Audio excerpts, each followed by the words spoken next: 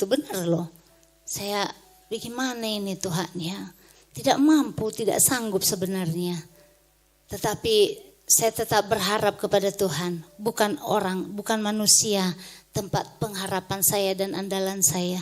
Tapi saya percaya Tuhan pasti akan menolong. Amin. Jadi ibu-ibu Sarfat juga yang berbahagia, yang diberkati oleh Tuhan hari ini. Kita semua akan diberkati oleh Tuhan. Haleluya. Walaupun seringkali kita menangis, tapi menangislah di dalam Tuhan. Biar duka itu berganti dengan sukacita. Ketika kita menangis pasti ada senyum. Amin. Amin. Puji Tuhan. Nah, ibu-ibu Sarfat yang dikasihi oleh Tuhan. Ini tinggi sekali pula ini ya. Susah kali jadi orang pendek. Maaf ya tante-tante semuanya, Om. Boleh juga Om. Tapi sebenarnya saya bawa Alkitab. Sering saya kalau melayani dimanapun maupun di Sukamaju, saya bawa Alkitab dan saya juga dibantu oleh HP. HP pun tidak bisa selamanya membantu saya karena saya tidak bisa melihat ini radiasinya agak terganggu saya punya mata ya, karena selama ini tadi kan sudah dibilang mami kami ya kondisi saya benar-benar memang kau hampir juga tadi karena mungkin saya lelah mengikuti Natal terus ya, mengikuti Natal terus dan ada juga pelayanan jadi agak lelah. 2 hari yang lewat saya bilang sama Wahyu, boleh nggak kita mau nelpon mami? Nggak usah dulu aku yuk. Tapi tidak, saya bilang, oh tidak nggak usah. Ya, saya aja usahakan untuk bisa kuat. Saya minta sama Tuhan tetap kuat. Tadi pun hampir juga sudah ke Allah. Sebab lambung saya agak naik. Penyakit saya itu sebenarnya lambung ya, iritasi lambung lewat dari GERD. Ya. Jadi pita suara saya juga selama ini gak bisa saya bicara. Karena pita suara saya juga putus. Tapi doakan aku supaya bisa tidak terganggu suara saya hari ini. Haleluya. Ya, puji Tuhan, ibu-ibu Sarfat yang diberkati oleh Tuhan. Kita akan baca saja ya kebenaran firman Tuhan buat hari ini. Kami baca dari tulisan saja karena saya harus tulis lagi dari Alkitab besar-besar supaya bisa saya melihat. Jadi adapun di dalam HP radiasinya agak terganggu juga saya ya. Sebab ada penyakit yang saya alami waktu itu kata dokter dari Mitra Sejati, gangguan otak sebelah dan gangguan saraf mata juga ya. Jadi saya mohon maaf, saya akan baca saja di kertas saja. Jadi kalau bisa juga ya dipantulkan ke layar aja ya. Kita ambil dari kitab Rut. Ya, kitab Rut pasal 1 ayat yang ke-15. Kalau sudah ketemu ada yang bawa Alkitab, ada yang bawa HP, kita sama-sama bangkit berdiri dan kita sama-sama membacakannya. Saya baca dari layar ya. Kita mau membacanya bersama-sama dalam hitungan yang ketiga. 1, 2, 3 iya. Berkatalah Naomi, telah pulang iparmu kepada bangsanya dan kepada para allahnya. Pulanglah mengikuti iparmu. Puji Tuhan, silakan duduk. Ya. Saudara yang dikasihi oleh Tuhan, ibu-ibu yang dikasihi oleh Tuhan, yang diberkati oleh Tuhan, ya ibu-ibu Sarfat yang berbahagia hari ini kita akan belajar kepada Naomi. Naomi ini juga dia seorang ibu janda, ya ibu Sarfat juga. Tapi sebelum dia menjadi ibu janda, dia punya suami juga sama seperti kita, ya, yang nama suaminya itu Elimelek. Dan mereka dikaruniai anak juga 2 laki-laki. Jadi ibu-ibu Sarfat yang diberkati oleh Tuhan, kita anggap saja tante-tante ini nggak ada di sini ya. Pernah kan dengar tentang si Rut? dan Naomi? Pernah, sering ya, dari Ibu Gembala, Bapak Gembala kita, ya dia khotbah, sering kita dengar. Jadi ada yang kenal dengan Naomi? Bukan Naomi buru sembiring ya. Nah, ada yang kenal? Aku juga sama kita ya, aku tidak kenal dia, tapi aku gini bilang, mungkin cantik kali dia seperti aku itu, atau seperti Ibu-Ibu Sarfat. Amin? Iya. Nah, jadi waktu ya masa hakim-hakim Ibu-Ibu Sarfat, keluarga Elimelek ini mereka hidup di masa hakim-hakim. Tapi di masa hakim-hakim itu Tuhan selalu ya memberikan hukuman bagi Israel. Ya. Berulang-ulang Tuhan memberikan hukuman bagi Israel. Kenapa Tuhan memberikan hukuman bagi mereka? Karena mereka selalu beribadah kepada Allah lain. Ya. Mereka juga selalu menyakiti hati Tuhan. Tuhan tidak senang melihat Israel seperti itu. Tuhan ingin supaya Israel itu ya mereka hanya berharap kepada Tuhan. Sekalipun ada banyak hukuman-hukuman yang Tuhan berikan buat mereka. Ya, terkadang hukuman Tuhan bagi mereka melalui peperangan. Ya. Terkadang juga ya kelaparan, tapi di masa Elimelek itu hidup bersama Naomi dan anak-anaknya, terjadilah kelaparan di Israel. Ya. Jadi ibu-ibu yang dikasihi oleh Tuhan, waktu terjadi kelaparan di Israel, mereka ini adalah orang-orang dari Bethlehem, Yehuda. Ya. Jadi Elimelek bersama istrinya mengambil satu sepakat atau mereka bermufakat, kalau nanti begini jadinya ada masalah di tengah-tengah Israel ini, mungkin kita tidak sanggup menderita. Ya. Jadi mereka mengambil satu keputusan, mengambil jalan pintas. Kita tinggalkan aja ya Bethlehem. Mereka pergi ke Moab. Ya. Sementara tanah Moab ini adalah tanah musuh dari Israel. Ya. Tapi mereka terus bertekad untuk melangkah ke Moab. Ya. Kenapa mereka pergi harus ke Moab? Karena mereka tidak sanggup menahan derita yang ada di tengah-tengah Israel. Ya. Mereka pergi. Mereka hanya berpikir mengambil satu keputusan, di sana nanti kita akan sejahtera. Kita di sana nanti akan sukses. Ya.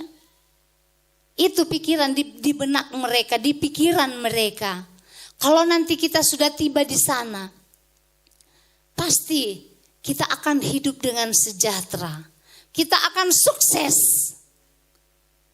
Tetapi di balik itu, ibu-ibu Sarfat, ketika mereka tinggal di tanah Moab sampai di sana, menjadi penduduk di sana, berdomisili di sana, apa yang mereka alami? Apa yang Naomi alami? Hanya penderitaan. Malapetaka yang menunggu Naomi. Kenapa? Karena dia meninggalkan Bethlehem. Sementara Bethlehem ini adalah tanah perjanjian dari Tuhan. Tuhan ada di sana di Bethlehem. Susah pun kenapa? Takut kan? Kenapa harus takut kalau adanya Tuhan di situ yang bisa memelihara dan menolong kita. Tetapi ya, Naomi bersama suaminya ya memikirkan kesejahteraan mereka. Kalau nanti kita setiba di sana pasti kita sejahtera, hidup sejahtera. Pasti kita nanti joreja ya. Tetapi kenyataannya ibu-ibu Sarfat, apa yang terjadi? Yang mereka temukan adalah malapetaka. Ya. Sampai di sana tidak lama kemudian Elimelek, suami dari Naomi, mati. Ya. Tapi terus mereka hidup di sana. Naomi ditinggalkan, Naomi sendiri dan anak-anak bersama anak-anak. Naomi waktu itu sangat susah. Mungkin seperti kita kan? Rapuh dia, berduka dia, sedih dia, kecewa dia. Tetapi ibu-ibu Sarfat, tidak lama kemudian mereka hidup di sana bersama anak-anaknya lagi. Ya.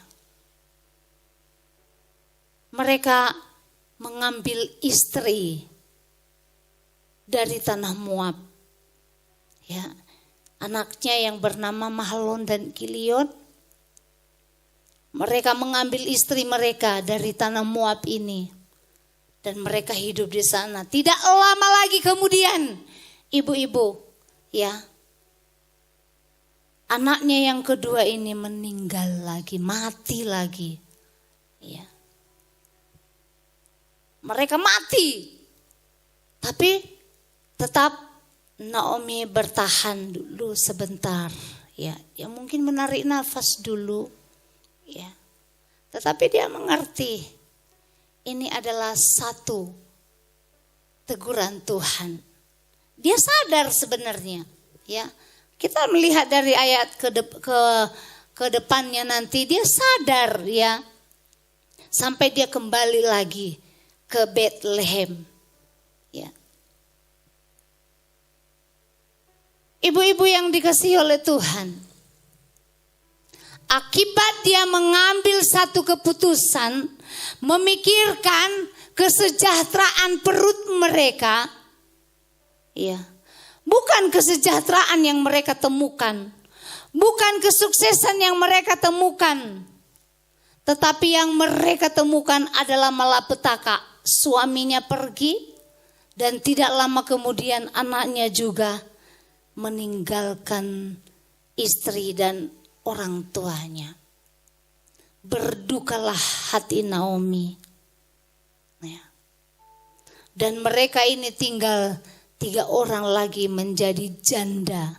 Baik menantu yang bernama Orpa dan Ruth, dan juga Naomi sebagai ibu mertua. Tapi syukur kepada Tuhan.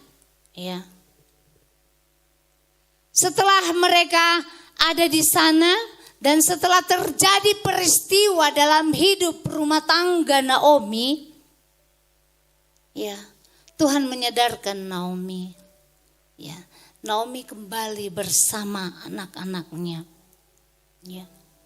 Kembali ke Bethlehem.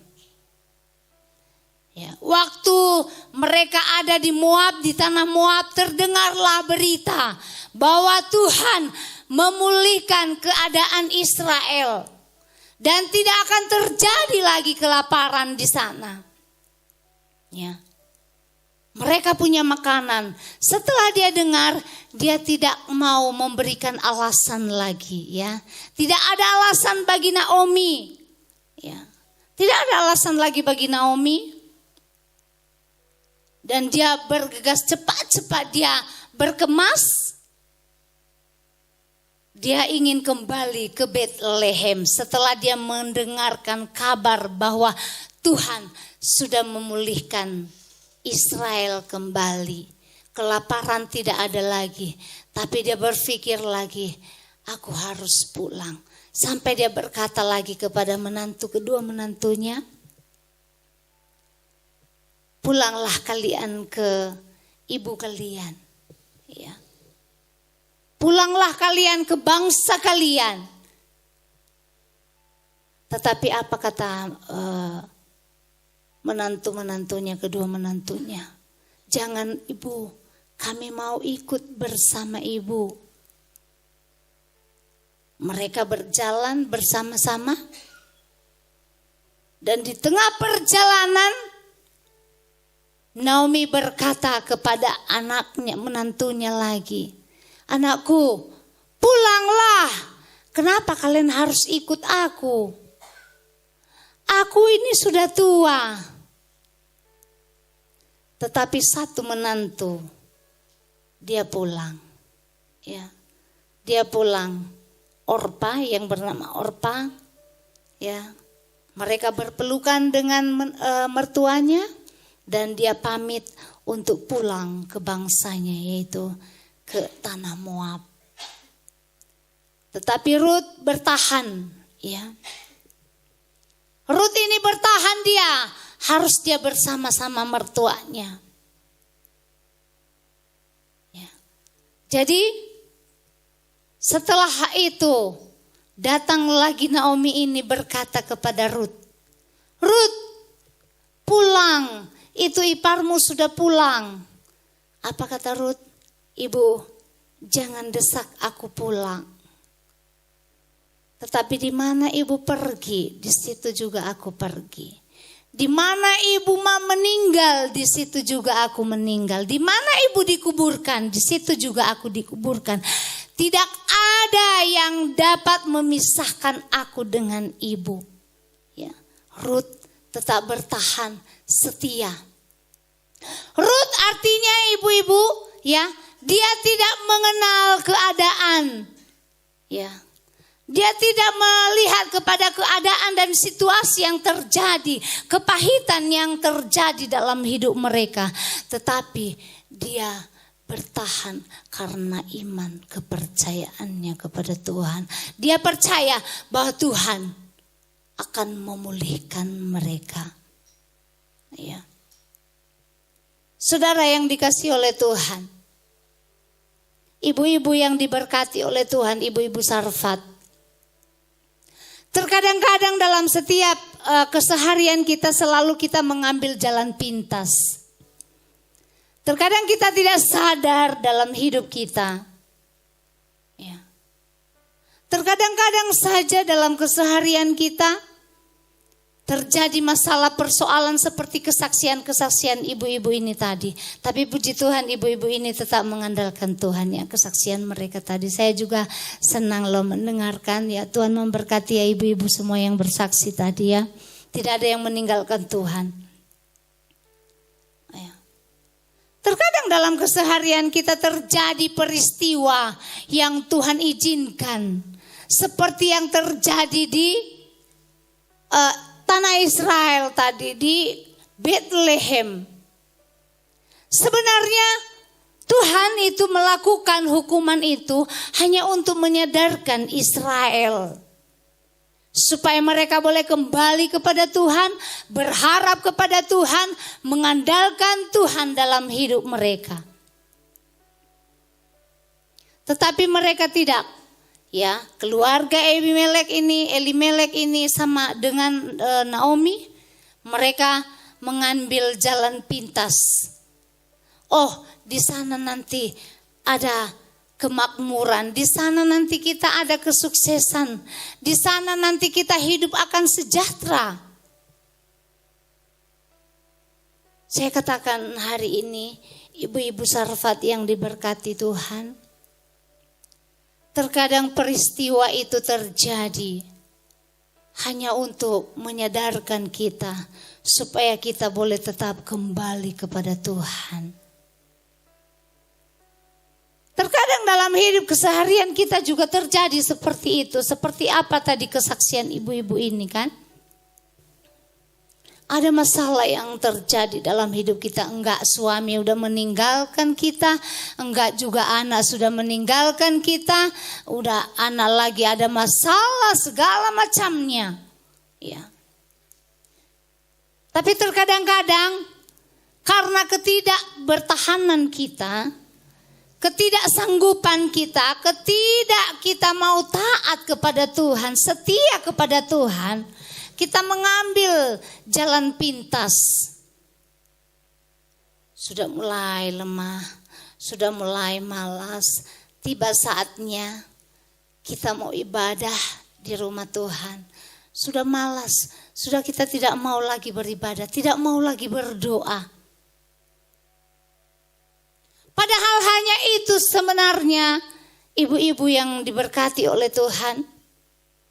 Itu hanya satu peristiwa yang membuat kita supaya kita boleh sadar dan kembali kepada Tuhan, berharap kembali kepada Tuhan. Tetapi tidak, saudaraku, terkadang-kadang kita lari. Ya biasanya orang-orang Karo ini kalau ada masalah meninggalkan rumah Tuhan. Terkadang-kadang ya ada banyak jemaat juga saya yang punya di Sukamaju di sana. Terkadang gini, kenapa tidak gereja ibu? Lagi malas tante. Kenapa? Melala masalah.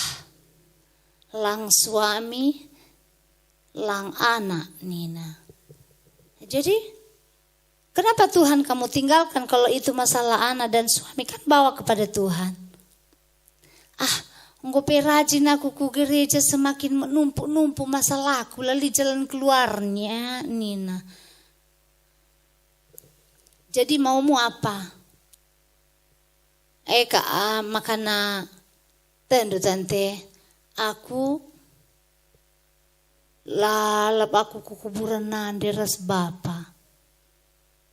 Ya, biasanya orang kita Karo ini kan bersair di sana, berpantun di kuburan. Apa aja masalah, pergi kita ke kuburan, kita bawa bunga. Kalau bawa bunga mungkin satu penghormatan kepada yang sudah meninggalkan kita, kepada kekasih kita, kepada orang tua kita. Tidak salah juga. Tapi adina nuri-nuri kam, ya. Pernah aku katakan, onggo kam berpantun ija, bersair ija, ugani na mama andundai. Lalu jawabannya, jadi ngapain di sana? Membuang-buang waktu. Mendingan kamu tadi berdoa kepada Tuhan, pasti ada jawabannya, pasti ada jalan keluarnya. Ngapain kamu ke kuburan?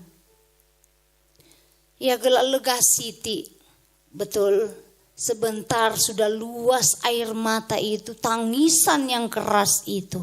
Tetapi pulang kam sampai ke rumahmu, mulihkan kakam, susah, menderita. Sebab ada iblis yang jumpa tadi di sana begu. Jadi begu itu arah-arahnya kam, sekam ke rumah, igorogotinya lagi pikirandu, hatindu. Maka ibu-ibu yang ada di wilayah Sibayak ini ya, kalau ada masalah, tadi saya tidak dengar sama ibu-ibu laos aku ke kuburan, tidak ada ya. Puji Tuhan, saya senang juga ya. Jadi datang kepada Tuhan katanya. Puji Tuhan, ibu-ibu Sarvat luar biasa. Ya, jangan sering berpantun di sana. Kukatakan ibu-ibu ya. Adi laos kam ke kuburan, yang ketemu dengan kam adalah begu. Betul? Ya. Satu lagi ada jemaatku lagi. Waktu suaminya meninggal dunia. Ya, mulai kacau pikirannya, anak tiga ditinggalkan oleh suaminya kecil-kecil. Ya, sempat juga saya asuhi anaknya. Sempat kuasuhi pastori. Jadi kacau pikirannya. Yang setiap hari, aku tidak tahu kalau setiap hari dia pergi ke kuburan suaminya. Ya bersair di sana, menangis di sana. Jadi ketika anaknya aku tanya waktu dia ke rumahku, man kenan aku ya, udah makan belum iting? Makan aku, di mana mamamu? Tiap hari dia sampai gelap kari maka pulang. Di mana ngemo? Bukan, di kuburan Bapak Jaya tunduh Nina. Baru aku datangi ke sana ke kuburannya, ke kuburan suaminya dan kutemukan dia ije. Maris, apain kamu di sini nakku? Lanai ku tah geluh kue nuri-nuri man anandu, uga nindu. Uga me geluh kue mamaiting Nina. Uga laku banari geluh kue. Uga kin bana di naunggo ya mate. Ya. Jadi nasihati kami dengan kebenaran firman Tuhan. Tapi tetap pagi laos kayalah mari rekaman Tuhan. Mulihkan kamu gereja noko. Ya, tapi dia tetap berkeras untuk pergi ke kuburan. Bahkan pernah laos ia nanya guru-guru si baso. Kainina guru si baso manbana. Bagaimana ya. Tapi singkat cerita ibu-ibu Sarfat, ya, apa yang dialami, apa yang terjadi, iya mate konyol, ya. Waktu anaknya iting mama dahongku gantung-gantung ya di rumah, maka gantung-gantung naku, ya gantung-gantung tapi keluar di lahan iting. Oh, matanya mentar ku atas iting. Masih kecil ya anak-anak itu, kasihan. Baru saya pergi. Ya, saya melihat dia. Oh alah, inilah akibatnya. Sering kita meninggalkan Tuhan dalam hidup kita. Bukan semakin baik, tetapi ibu-ibu Sarfat semakin buruk. Bahkan malapetaka yang menjumpai kita, yang menunggu kita adalah malapetaka. Coba suaminya meninggal karena minum racun dan dia meninggal mati karena gantung diri. Ya, keluarganya liturgikan pendeta, nggak bisa. Mau kemana itu dibawa nanti? Ya udah ombakkan aja ke sana, kuburkan aja ke Jaya. Niko. Begitu ya pendeta ya, berdoa pun nggak usah berdoa, kita aja nanti berdoa di rumah. Oke, bawa ke kuburan, sudah selesai. Jadi saya asuhi anak, karena memang waktu itu juga aku kurang sehat, ada meninggal juga Bapak Gembala. Jadi udah ada kocar-kacir sedikit. Jadi nanti anak-anak ini gimana ini? Anak-anak saya pun masih urusan juga, tapi saya bawa ke panti asuhan Bunga Bakung. Ya. Tapi puji Tuhan sampai saat ini anak-anak itu udah besar, udah gadis semua. Anaknya perempuan 4 dan saya kasihkan sama yang kecil. Saya kasihkan sama bibinya di Batam. Yang 3 ada di Bunga Bakung. Yang 1 sekarang yang tua sudah pergi kuliah di Bali. Tapi mereka melihat peristiwa yang terjadi kepada mamanya. Ya, puji Tuhan anak-anak ini baik-baik semua. Mereka setia kepada Tuhan. Mereka melayani Tuhan. Saya bangga. Saya senang sekali. Dan setiap hari mereka nelpon aku. Iting sehat. Sehat naku. Ya. Itu ibu-ibu, kalau kita mau meninggalkan Tuhan dalam hidup kita, yang terjadi, yang kita jumpai, yang kita temukan adalah malapetaka. Saya minum dulu ya.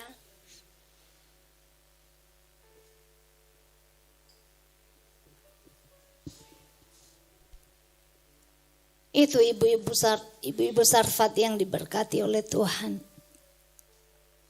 Hari ini saya bilang, ketika ada peristiwa-peristiwa yang terjadi dalam hidup kita, mari kita datang kepada Tuhan. Ya, ada ibu-ibu di sini yang hanya datang karena hari Natal Sarfat hari ini, enggak ya?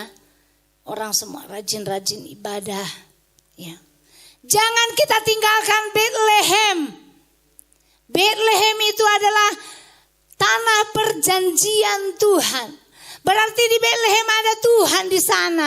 Jadi apapun yang terjadi, peristiwa apapun yang terjadi di sana, kesusahan apapun yang terjadi di sana, mungkin Tuhan hanya mendidik kita. Supaya kita lebih dewasa lagi. Tuhan memproses kita supaya kita lebih dekat lagi kepada Tuhan. Boleh saja terjadi semuanya yang terjadi dalam hidup kita, dalam keseharian kita. Tetapi segala peristiwa ibu-ibu Sarfat yang terjadi dalam kehidupan kita, ditinggalkan suami pun, ditinggalkan anak pun, tidak peduli anak pun, ya tetaplah berharap kepada Tuhan. Amin. Ya, jangan tinggalkan Bethlehem, jangan tinggalkan tempat ibadah, jangan tinggalkan rumah Tuhan, tempat persekutuan kita dengan Tuhan. Jangan menjauh dari Tuhan. Karena ketika kita menjauh dari Tuhan, maka malapetaka akan menunggu kita berkali-kali lipat. Tetapi kesuksesan, kebahagiaan tidak ada di dunia ini. Ya. Hanya ada di dalam Tuhan. Mungkin ya, kenapa seringkali orang-orang kita karo ini kune-kune atau bicara-bicara, bahkan sampai ke kuburan pun bicara bagaimana Bapak Sianu. Ya. Kune bagaimana Bapak Sianu lata dingken dua aku lomin dua bagaimana anak-anakku eman bangku. Kune li dengan kam pasti aku mengharga bas keluarga. Ibu-ibu Sarfat sering begitu kan. Aku lanai mengharga, lanai beli perbulanganku. Tidak. Meskipun kita tidak berharga di mata manusia, tapi ibu-ibu Sarfat adalah orang-orang yang istimewa di mata Tuhan. Orang-orang yang istimewa di hati Tuhan. Orang-orang yang spesial di mata Tuhan. Ya. Karena ada janji Tuhan. Ketika kita menerima penderitaan kita, Tuhan juga ada di sana. Ketika kita datang ke sana sama Tuhan, Tuhan menolong kita. Amin. Tuhan akan memberkati kita. Tuhan akan menyertai kita. Dan Tuhan akan memulihkan keadaan kita. Dalam keadaan apapun ibu-ibu Sarfat kita, ada janji Tuhan, pegang janji Tuhan. Asal kita tidak meninggalkan Bethlehem. Asal kita tidak meninggalkan Tuhan dalam hidup kita. Pasti kita akan diperbaharui oleh Tuhan. Terkadang-kadang harapan kita, ya, kita berharap sekali kepada manusia. Ada banyak orang tua, dia selalu menyesali anaknya. Ya. Bahkan berantem, lainnya secakapan. Ya kan? Tapi saya katakan ibu-ibu, kita jangan terlalu berharap kepada manusia. Kalau memang anak-anak itu mau membahagiakan kita, terima kasih Tuhan, puji Tuhan. Sebab apa ibu-ibu Sarfat, ibu-ibu yang diberkati oleh Tuhan? Bila suami pun ada, suami tidak pernah menjamin hidup kita. Haleluya. Dan bila juga kita harapkan anak itu, onggo sangai ku besarkan kamu, onggo ku sekolahkan, onggo ku pempokan, bagaimana bibi handai. Tapi lah ya peduli.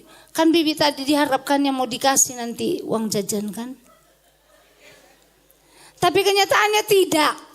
Iya kan? Tapi ibu-ibu saya berharap buat ibu-ibu.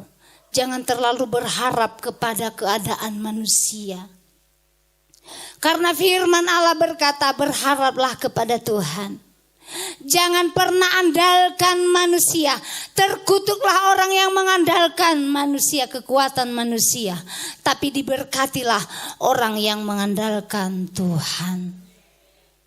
Ya. Terkadang memang kita kecewa. Memang itu anak-anak itu adalah kebanggaan kita. Saya sendiri juga punya anak, udah tamat semua sarjana itu. Yang satu lagi tinggal duduk di bangku kuliah. Yang bungsu, perempuan. Tapi benar loh ibu-ibu. Saya tidak pernah berharap bahwa mereka akan membahagiakan aku. Dan saya juga tidak berharap kalau suami ada nanti dia akan menjamin hidupku. Semenjak aku keluar dari Pulau Nias, legina aku i Pulau Nias, babana aku i suka, kami anakku tak suka. I tanah karo indah, aku tidak pernah berpikir, ya, aku tidak pernah memikirkan bahwa dia akan menjamin hidupku, dia akan membela aku nanti. Tidak, karena aku hanya berharap kepada Tuhan. Kalau aku dianugerahkan untuk menjadi suami penolong buat dia, berarti aku ini posisi penolong sih. Ya kan? Enggak berharap kali dengan dia, tetapi biarlah aku hidup bersama dia, dia kubahagiakan. Suami itu harus dibahagiakan. Dan juga kepada anak-anak saya, tidak pernah berharap dengan anak-anak mereka akan membahagiakan aku sampai detik ini. Ya. Tetapi kalaupun mereka bisa membahagiakan aku, terima kasih, puji Tuhan. Ya. Karena aku sudah punya prinsip. Aku hidup untuk Tuhan dan aku juga hidup untuk keluargaku dan anak-anakku. Biarlah mereka bahagia dengan keadaanku. Benar ibu-ibu, ya. Semenjak meninggal bapaknya, sebenarnya aku selalu menyembunyikan hatiku dengan anak-anakku. Aku selalu bersandiwara dengan mereka, pura-pura aku tidak rapuh. Pura-pura aku tidak putus asa, pura-pura aku tidak sakit, pura-pura aku tidak berduka. Karena waktu meninggal bapaknya ini COVID loh.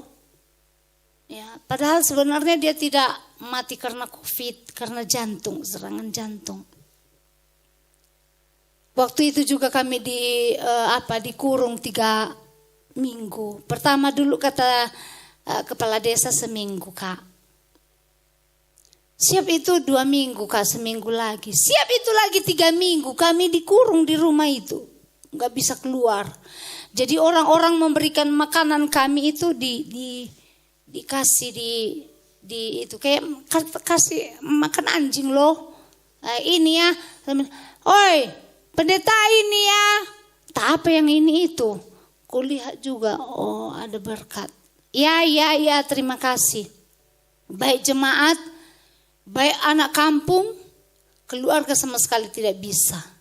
Waktu pendeta itu, Bapak Gembala itu meninggal, hari ini dikubur dia, nanti sore tidak ada lagi yang bisa masuk ke rumah. Ya, rapuh sekali, pilu. Saya bilang, Tuhan, andai pun lama masa COVID tadi,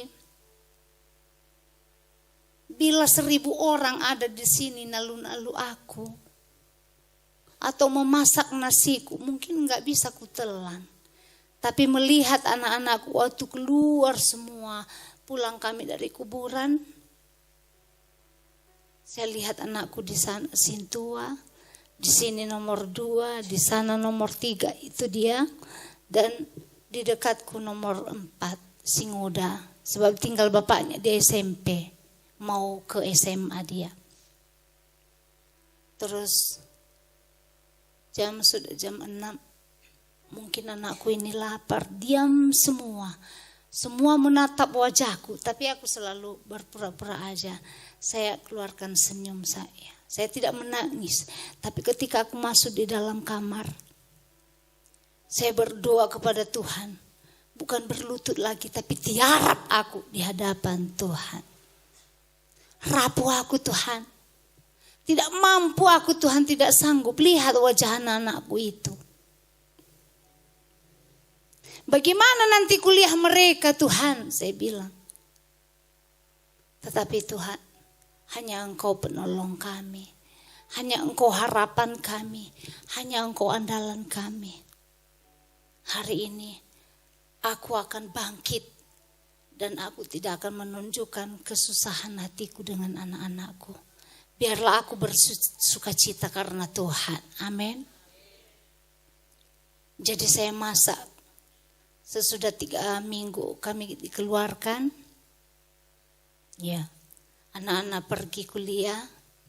tinggal saya sendiri dengan anak kecil saya, dengan anak yang bungsu pergi sekolah, tinggal sendiri di rumah. Benar loh, tadi kena aku, maku teh mawang awang aku. Maku teh di mana duduk, mau kemana aku duduk ini, mau kemana aku inilah. Ya kan? Mungkin sampai bagaya. Tapi aku tetap berharap kepada Tuhan. Aku tetap berdoa kepada Tuhan. Saya berlari di hadapan Tuhan. Tuhan tolong aku, kuatkan aku. Singkat ceritanya, datang anak kami yang tua.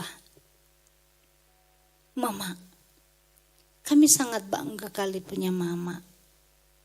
Kenapa anakku? Mereka datang bertiga, berempat, mereka di tempat tidur saya. Padahal baru aja selesai saya berdoa menangis di hadapan Tuhan. Mama selalu kuat.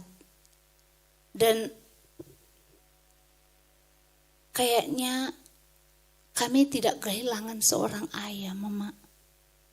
Karena kami lihat dari wajah Mama, Bapak itu masih hidup. Ya. Mama tidak susah. Mama tidak seolah-olah tidak berduka kami lihat. Tapi kami sangat bangga memiliki Mama. Punya Mama seperti Mama. Kuat terus Mama. Iya anakku. Itu semuanya karena kuasa Tuhan. Pertolongan Tuhan. Kebaikan Tuhan. Ketika kita mengandalkan Tuhan. Ketika tetap kita berharap kepada Tuhan. Tuhan selalu membela dan menolong kita. Saya tidak pernah berharap bahwa Bapak itu akan membela saya. Ya. Tetapi aku tahu kematian itu adalah satu rencana Tuhan. Karena aku juga sudah berjanji waktu kami diberkati. Hanya kematian yang dapat memisahkan kita. Jadi pasti kematian itu ada. Jadi saya tidak susah lagi. Hati saya terhibur, hati saya bangkit. Dan lalu anakku lagi berbicara. Andai mama yang pergi waktu sakit. Mungkin kami juga akan terlantar. Kenapa? Kalau ada bapak. Mak, biar mama tahu. Kalau mama yang pergi, sekolah kami akan tidak selesai. Ya, ada banyak pengalaman yang kita lihat. Ketika ibunya Laos nandena, anak-anak kocar kacir kerina. Ya, saya tersenyum. Ya juga ya. Lobo banci kami empo bagain dama lalisin cakapkan cakar mi empo. Mungkin kami jakari li Kalimantan, mungkin kami lit i Medan kerja di parit-parit katanya gitu. Ya. Mungkin hidup kami tidak seperti ini Mama. Sebab yang dibicarakan nanti perempo bapak lebih lah perempo kami. Iya. Tapi kalau mama yang ada, bapak pergi, kami sangat bangga punya mama. Karena kami bisa selesai semua sekolah. Dan ketika kami bilang sama mama, kami mau cari kerja, Ma, boleh. Jadi mereka sudah kerja. Dan empo lagi. Aduh 6 bulan dengan bapaknya dalam hati kecilku. Tapi akulah pernah menogani anak. Pernah aku kecewakan. Karena itu satu janji saya. Saya tidak akan mengecewakan engkau Tuhan dalam hidupku. Dan aku juga tidak pernah mengecewakan anak-anakku. Iya. Empo. 6 bulan kemudian engkau kampo sadanari kah? Langape ya kata ibu tadi belum tergalari utang go kampo. Jadi iya naku iya. Si majelei nape si merandal nape. Gelah engkau selesai dalam benakku juga satu. Emang go selesai dahinku? Gua aman Kerina, tinggal 2 lagi itu yang apa itu. Belum, ya duduk di belakang itu yang sekarang membantu saya di pelayanan. Ganteng orangnya. Adili kari baru ginting katakan kayak naman bana ya. Iya. Sebab yang diambil anakku 2 itu baru sembiring. Tapi lo dali baru KIP banci. Tapi aku ingin sekali baru ginting ambilnya. Sebab aku ongo iban baru ginting. Ya kan? Saja ningku ulah-ulah nai buat baru ginting luar negeri. Baru ginting tanah karo lah ambil. Ya kan? Jadi itu ibu-ibu. Saya tidak pernah berharap sekali dengan manusia. Saya tidak pernah berharap bagi anak-anak itu mereka akan membahagiakan aku. Tapi aku selalu berharap berdoa kepada Tuhan. Aku hidup Tuhan untuk kebahagiaan anak-anak. Amin. Supaya kita tidak kecewa. Ya. Tapi kalau kita mau berharap, engkau kaku sekolahkan engkau. Engkau kakam empu. Enak engkau karana aku kaje. Sebab aku engkau kualami itu. Ya melahirkan permenku si kaban jahe. 7 bulan maka aku keluar. Sebab melahirkan si beras tagi. Anak mami kami si cantik. Ya melahirkan. Mari kaku je indah kita ke Amanda. Jadi walau bulan aku di sana. Pulang lagi ke pelayanan. Ya. Balik ke pelayanan, kemudian sakit kempukuena. Balik ke kama, balik aku. Ya, tidak habis-habis rupanya pekerjaan ini. Betul? Makanya ibu-ibu juga, pekerjaan itu tidak habis-habis. Katakan teman deh, pekerjaan telah habis-habis nak. Iya. Maka ulah tadingkan Bethlehem. Ulah tadingkan du Tuhan. Ulah bandu jalan pintas. Lanai pada ke gereja. Empadin ngemo. Ya kan? Banyak jemaatku seperti itu. Kenapa mereka tidak diberkati? Padahal keras aku loh ngomong di mimbar itu. Kenapa kalian tidak diberkati? Karena kalian selalu meninggalkan Tuhan dalam hidup kalian. Dan selalu berharap kepada kekuatan kalian. Bagaimana kari ngemo aku 100.000. Ya kan? Aina ku gereja kita kolekte 2.000. Kurang kan? Kolekte kah? Langa kapole yang lain-lainnya yuran. Sebab ibu pengurus komibu yuran nak kayak yuran. Untuk Natal, untuk ini, untuk sosial, untuk ini, untuk bosan kita pe. Ya. Meninggalkan Bethlehem. Hidup kita akan semakin menderita. Tetapi datang kepada Tuhan. Kembali kepada Tuhan. Hidup kita akan bahagia. Amin. Karena Tuhan juga ya melakukan peristiwa yang terjadi dalam hidup kita. Sebenarnya Tuhan itu tidak menginginkan kita sakit. Tuhan itu tidak menginginkan kita menderita ibu-ibu. Tetapi hanya melakukan satu proses dalam hidup kita supaya kita sadar, kita tetap kembali kepada Tuhan, kita tetap berharap kepada Tuhan. Tuhan merancangkan masa depan kita yang penuh pengharapan. Kalau ada ibu-ibu di sini seringkali meninggalkan Tuhan, hari ini datanglah kembali kepada Tuhan.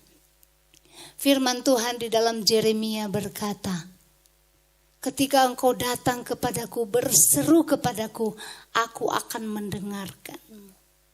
Ya, Tuhan akan mendengar dan menjawab setiap doa kita.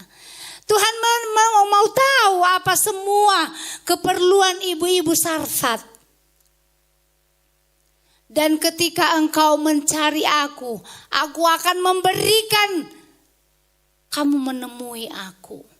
Dan aku akan memulihkan keadaanmu. Amin. Tuhan akan memulihkan keadaan kita. Sekalipun kita dalam keterpurukan kita. Sekalipun kita dalam keadaan menderita. Tetapi apa susahnya? Apa takutnya saudaraku? Kalau Yesus ada di sana yang menyertai dan menolong kita. Itu maka ibu-ibu Sarfat yang diberkati oleh Tuhan yang sangat berbahagia. Jangan lagi takut. Dan jangan khawatir lagi akan hidup kita. Karena masa depan kita adalah masa depan yang penuh pengharapan yang sudah Tuhan rancangkan. Bukan penderitaan, tetapi satu hal ibu-ibu, ketika kita datang kepada Tuhan akan memperbaharui kita. Haleluya. Ya, datang kepada Tuhan. Jangan tinggalkan Tuhan. Jangan tinggalkan rumah Tuhan, ibu-ibu. Ya. Karena berkat Allah itu hanya ada kepada Tuhan, tidak ada di tempat yang lain. Kesejahteraan itu hanya ada dari Tuhan. Kebahagiaan itu bukan jaminannya dari anak-anak dan dari suami, dari keluarga, dari sana sini. Tidak, tetapi hanya ada dari Tuhan. Jadi mari ibu-ibu, kalau kita mau datang kepada Tuhan, pasti hidup kita akan sukses. Kalau kita ada di dalam Tuhan, Tuhan akan menjamin hidup kita. Tuhan tidak pernah mengecewakan kita. Dan Tuhan juga tidak pernah meninggalkan kita sedikit pun. Ketika nanti ibu-ibu tidak berdaya lagi, jangan khawatirkan ke depan. Hadilanai bukari aku daur uganari lah kue bagi kata ibu dai. Uganari lanai bubanci ugape. Ya. Adik anak aku bela peduli aku, tapi ingat ibu-ibu, ada Yesus, amin. Yang akan siap menolong ibu-ibu Sarfat. Ya. Tuhan sudah janji dalam firman-Nya, Dia akan menggendong kita sampai memutih rambut kita. Tidak ada lagi yang harus ditakutkan, kan? Nah, kita percaya itu firman Tuhan, bahwa Tuhan akan menggendong kita sampai memutih rambut kita. Dan Dia akan tetap menyertai kita kemanapun kita pergi. Dan apapun yang akan kita alami dalam hidup kita, Tuhan selalu menolong dan menyertai, memberkati kita. Inilah firman Tuhan, ibu-ibu Sarfat. Ya, kami akhiri firman Tuhan ini karena kami juga akan mengejar waktu ya. Ada juga Natal di sana, nanti ada undangan. Jadi